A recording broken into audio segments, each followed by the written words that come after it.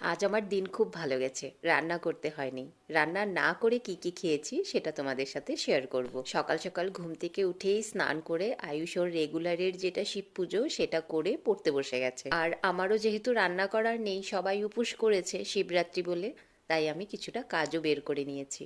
গত এক সপ্তাহ থেকে রসুনগুলোকে ধুয়ে কেটে সেগুলোকে রোদে শুকিয়েছি। আজ ভাবলাম সেগুলোকে পাউডার করে নিই। অনেকগুলো রসুন আনা হয়েছিল একসাথে, তো ফ্রিজে রেখে রেখে রসুনগুলো একটু খারাপ হয়ে যাচ্ছিল, তাই পাউডার করে রেখে দিলাম। সন্ধ্যা হয়ে অনেকটা টাইম গড়িয়ে গেছে, এবার আমরা সবাই মিলে পুজোটা করে নেব। আজ দেবু চলে যাওয়ারই কথা ছিল, কিন্তু পুজো বলে যেতে দিলাম না ওকে। একসাথে সবাই মিলে পুজো করব, সেটা ভালো লাগে বলো। পুজো শেষে অ্যাপার্টমেন্টে সবাইকে প্রসাদ দিয়ে এবার আমরা বসে গেছি চা নিয়ে। চায়ের সাথে ছিল সামোসা আর ভেজিটেবল চপ। অ্যাকচুয়ালি আজ আয়ুষে যেতে দিল না ওকে, বলল সবাই মিলে পুজো করব, আজকে থেকে যাও।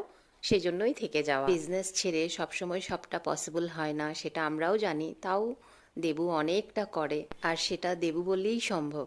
সকালবেলা এসে বিকেলে ফিরে যাওয়া মানুষ ও।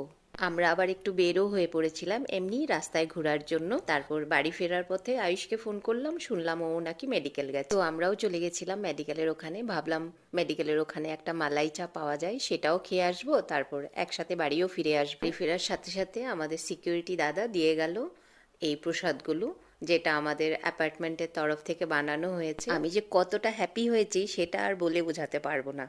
প্রথম কথা তো রান্না করতে লাগবে না, আর সেকেন্ডলি হলো আমি খিচুড়ি ভীষণ ভালোবাসি। এই হলো শিবরাত্রির দিনের কিছু গল্প, যেটা তোমাদের কাছে তুলে ধরার চেষ্টা করলাম। টাটা।